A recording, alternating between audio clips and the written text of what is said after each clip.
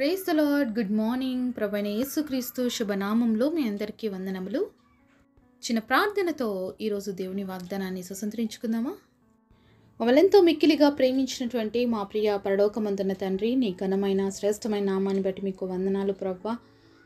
ఈ యొక్క ఉదయకాల సమయంలో మరొక దినాన్ని మా అందరికి ఇచ్చావు తండ్రి, మీకు స్తోత్రాలు. మీ ఉద్దేశాలు, మీ చిత్తము మా అందరి పట్ల జరిగించండి నాయన. మా అందరితో మాట్లాడండి, మా అందరి హృదయాల్ని దర్శించి నీ ఆలోచన చేత మమ్మల్ని నింపి నడిపించమని యేసు నామములో ప్రార్థిస్తున్నాము తండ్రి, ఆమేన్. ఈరోజు దేవుని వాగ్దానము కీర్తనల గ్రంథము 121వ అధ్యాయము 3వ వచనం. ఆయన నీ పాదము త్రొట్టిల్లనీయడు, నిన్ను కాపాడువాడు కునుకడు. Psalms chapter 121 verse 4. Behold, he that keepeth Israel shall neither slumber nor sleep. దేవుడు ఇచ్చినటువంటి అద్భుతమైన వాగ్దానం మనందరి జీవితంలో నెరవేర్చబడను గాక, ఆమేన్. దేవుడి మాటలు మనల్ని చాలా ఆదరిస్తాయండి. దేవుడి మాటలు మనల్ని బలపరుస్తాయి. ఎందుకంటే అనేక సార్లు మన జీవితంలో మనం పడిపోతూ ఉంటాం, అంతే కదండి. పొద్దున్న లేచినప్పటి నుంచి ఏదో ఒక విషయంలో పడిపోతూ ఉంటాము, ఏదో ఒక విషయంలో మరి దేవుడి సన్నిధి నుంచి దూరంగా వెళ్ళిపోయేవారుగా ఉంటాము. అలాగే దేవుడికి అయిష్టమైనటువంటి ప్రవర్తన కలిగి ఉంటాం. అయినప్పటికీ ప్రేమ కలిగిన దేవుడు ఒక మాట అంటున్నాడు, నీ పాదాన్ని నిన్ను తొట్టిల్లనీయను అంటున్నాడు. అంతేకాకుండా మనల్ని దేవుడు అనుక్షణము ప్రతి నిమిషం కాపాడుతాడు. కాబట్టి మనల్ని కాపాడే దేవుడు ఎప్పుడు కూడా కునకడు. మరి ఈ మాట చూసినప్పుడు బైబిల్లో మనకు ఒక వ్యక్తి బాగా గుర్తొస్తాడండి, అందరికీ బాగా తెలిసినటువంటి వ్యక్తి. ఎవరు అంటే బైబిల్లోనే మొట్టమొదటిగా ఒక మిషనరీగా పనిచేసిన వ్యక్తి అనమాట. ఈ వ్యక్తి పేరు ఏంటి అంటే యోనా. దేవుడు యోనాతో చెప్తాడు, యోనా నువ్వు నినివే పట్టణానికి వెళ్ళి సువార్త చెప్పు. నినివే ప్రజల యొక్క పాపం నా దృష్టికి చాలా ఘోరంగా ఉంది, వాళ్ళ మీదకి భయంకరమైన శిక్ష నేను పంపిస్తాను అంటే మరి యోనా దేవుడి మాట వినుకోకుండా తర్షీషు ప్రాంతానికి మరి ఓడలో ప్రయాణం స్టార్ట్ చేస్తాడు. ఇక్కడ మనం ఒకటి బాగా గమనించినట్లయితే మరి యోనా దేవుడి మాటకి అవిధేయత చూపిస్తున్నాడు. నిజానికి యోనా చాలా మంచి ప్రవక్త, దేవుడి మాట వినే వ్యక్తి. అందుకనే దేవుడు ఈ వ్యక్తిని వెళ్ళి సువార్త ప్రకటించమంటున్నాడు. కానీ ఎన్నోసార్లు చూసుంటాడు దేవుడు తను ప్రకటించినప్పుడు అనేక మంది ప్రజల్ని క్షమించినట్లుగా, అనేక మంది ప్రజల్ని తిరిగి ఆయన సమకూర్చుకున్నట్లుగా వాళ్ళ మీదకి శిక్ష రానియకుండా చేస్తాడు.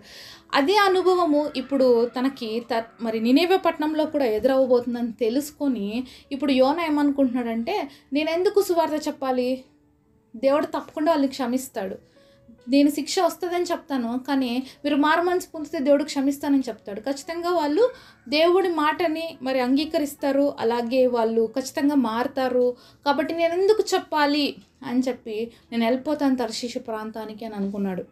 మరి ఇంత గొప్ప ప్రవక్తనే ఈ విధంగా ఆలోచించినప్పుడు మానవులమైన మనము అంటే మరి ఆనాడు ప్రవక్తలకి మాత్రము దేవుడు దర్శనాలు ఇచ్చేవాడు, మరి దేవుడు వారితోనే నేరుగా మాట్లాడేవాడు. అయితే ఈరోజు ప్రతి ఒక్కరికి అలాంటి అనుభవాన్ని దేవుడు మనకి ఇస్తున్నాడు. అయితే ఆ రోజు తన భక్తుల్ని కాపాడిన దేవుడు ఈ రోజు కూడా కాపాడుతున్నాడు. యోనా దేవుడి మాట వినకుండా వెళ్ళిపోతున్నప్పుడు దేవుడు చూశాడు యోనాని, యోనా ఎక్కడికి పారిపోతావు, ఎంత దూరం పారిపోతావు. అందుకనే భక్తుడైన దావీదు ఒక మాట అంటాడు, పక్షిలాగా నాకు రెక్కలు వచ్చి నేను పారిపోయిన ఆకాశంలో కూడా దేవుడు ఉన్నాడు, మరి కింద పాతాళంలోకి వెళ్ళి చూసినా కూడా అక్కడ కూడా ఆయన ఉన్నాడు. అంటే ప్రతి చోట దేవుడు లేని చోటు ఎక్కడ లేదు, అన్ని చోట్లు కూడా ఆయనకు కనిపిస్తాయి. కాబట్టి నేను ఎక్కడికి పారిపోలేను. అలాగే యోనా కూడా పారిపోదాం అనుకున్నాడు. మరి ఓడ చివర్లోకి వెళ్ళి ఎక్కడో ఒక కింద భాగంలో పడుకుంటే దేవుడికి కనిపిన అనుకున్నాడేమో, హ్యాపీగా వెళ్ళేసి నిద్రపోతా ఉన్నాడు. అయితే దేవాది దేవుడు మరి భయంకరమైనటువంటి తుఫానుని రప్పించాడు.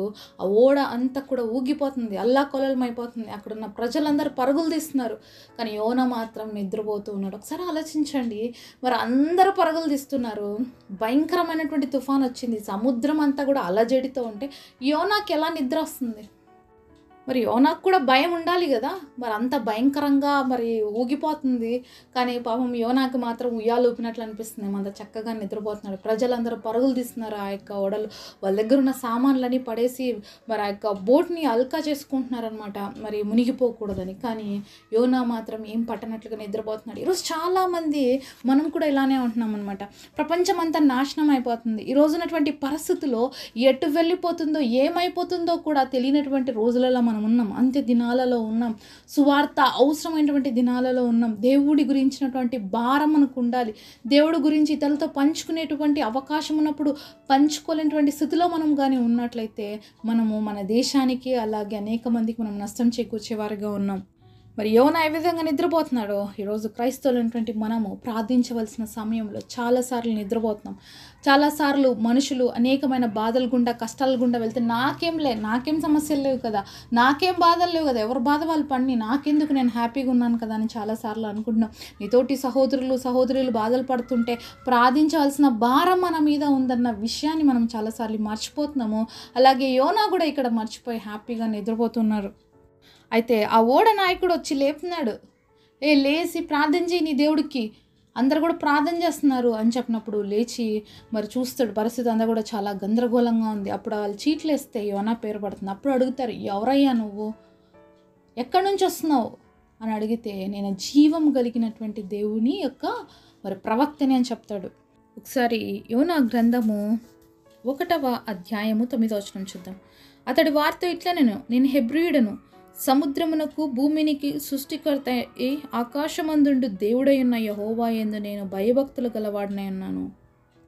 తాను యెహోవా సన్నిధిలో నుండి పారిపోచున్నట్లు అతడు ఆ మనుషులకు తెలియజేసిండను గనుక వారు ఆ సంగతి తెలుసుకొని మరింత భయపడి, నువ్వు చేసిన పని ఏమైనా అతన్ని అడిగిరి. ఇక్కడ చెప్తున్నాడు, సముద్రాన్ని భూమిని ఆకాశంలో సృష్టించినటువంటి దేవుని బిడ్డను నేను అని చెప్తున్నాడు. అయితే ఆయన సన్నిధిలో నుంచి నేను ఇప్పుడు ఏం చేస్తున్నాను, పారిపోతున్నానని చెప్తే వాళ్ళు భయపడుతున్నారు. ఎందుకు చేసావయ్యా ఇలాగా అని అడుగుతున్నారు అనమాట యోనాని. ప్రకటించవలసినటువంటి యోనా, దేవుని గురించి చెప్పవలసినటువంటి యోనా మరి పారిపోతున్నాడు. ఇప్పుడు మరి దేవుని గురించి మాట్లాడవలసిన మనం అనేక సార్లు పారిపోతున్నాం. మనకు అవకాశం ఉన్నా పారిపోతున్నాం. ఉండి చెప్పాల్సిన సమయంలో చెప్పలేకపోతున్నాం. రేపు నిత్య నరకాగ్నిలో నుంచి ఒక కేకలు వినిపిస్తే, ఎందుకు ఇలా చేసావు, ఎందుకు ఆ రోజు నువ్వు నాకు చెప్పలేదు, ఎందుకు దేవుని నాకు పరిచయం చేయలేదు, ఒకవేళ నువ్వు చెప్పుంటే నేను మారుంటాను కదా అనే కేకలు రేపు మనకు కూడా వినిపిస్తాయండి. కాబట్టి ఈరోజు భూమి మీద మనం ఉన్నాము, అవకాశం మనకుంది, సువార్త ప్రకటించాల్సిన భారం మన మీద ఉంది. అయితే అది ప్రకటించకపోతే మన జీవితంలో మనకి శ్రమ కలుగుతుంది. మనతో పాటు అనేక మందికి కూడా మనం శ్రమను కలిగజేసిన వారం అవుతాం. కాబట్టి ఈరోజు దేవుడు నిన్ని తన పని కొరకు పిలిచినట్లయితే, దేవుడు ఈరోజు నిన్ను ఏర్పరచుకున్నట్లయితే దయచేసి ఆయనకి లోబడు, ఆయన మాట విను, ఆయన చెప్పింది ఏదైతే ఉందో అది చేయాలి అనేది మనం నేర్చుకోవాలి. అయితే ఎప్పుడైతే యోనా ఈ మాటలు చెప్పాడో వాళ్ళు భయపడి, మరి ఏం చేయమంటావు అంటే సముద్రంలోకి పడేయ అని చెప్తాడు. సముద్రంలోకి పడేసిన తర్వాత సముద్రం అంతా కూడా నిమ్మలిస్తుంది. అయితే మనందరికి బాగా తెలుసు, తర్వాత యోనాను ఒక పెద్ద చాప మింగుతుంది.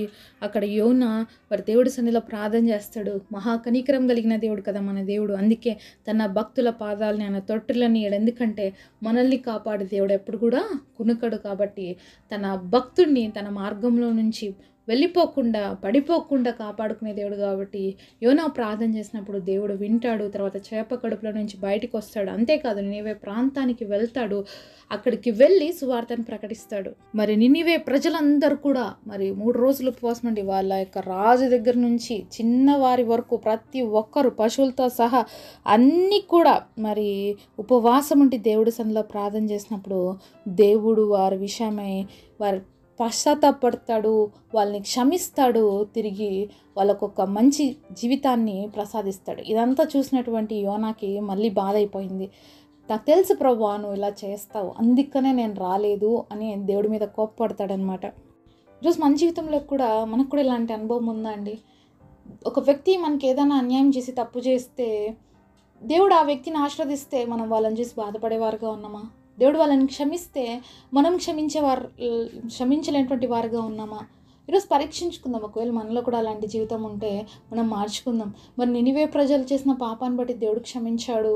మరి అలాగే నేను చేసిన పాపాలు ఎన్నిసార్లు క్షమించాడు? ఎప్పుడైనా మనం ఆలోచించామా? ఎన్నిసార్లు తప్పిపోయినాం, ఎన్నిసార్లు దేవుడు మనసును నొప్పించాం, ఎన్నిసార్లు దేవుడు మనసును మనం గాయపరిచాం. మనమైతే పరిశుద్ధులం కాదు కదా, అయినా కూడా మనల్ని ప్రేమించాడు కదా. ప్రతి ఒక్కరూ దేవుడి దృష్టిలో మరి ఆయనకి సమానమే. ఎవరు ఎక్కువ తక్కువ అనేది ఎవ్వరు లేరండి. అందరూ కూడా సృష్టికర్త అయిన దేవుడు పిల్లలం కాబట్టి మనందరినీ దేవుడు క్షమించే దేవుడు. ఎందుకంటే మనమందరం ఆయన పిల్లలు కాబట్టి మన పాదాలని తొట్టిల్లనియకుండా ప్రతిరోజు మనల్ని అందరినీ కూడా దేవుడే కాపాడుతున్నాడు కాబట్టే మనం ఇంకా ఆయన సన్నిధిలో నిలుచున్న వారుగా ఉన్నాం. మన స్వశక్తి చేత పాపాన్ని జయించలేము, మన సొంత శక్తి చేత సాతాన్ని జయించలేము కాబట్టి ఆయన మనల్ని కాపాడుతున్నాడు. మనల్ని కాపాడేటువంటి దేవుడు కునుకడు, అసలు కునుకు కూడా దేవుడు, అంత జాగ్రత్తగా మనల్ని కాపాడుకుంటున్నాడండి మన దేవుడు.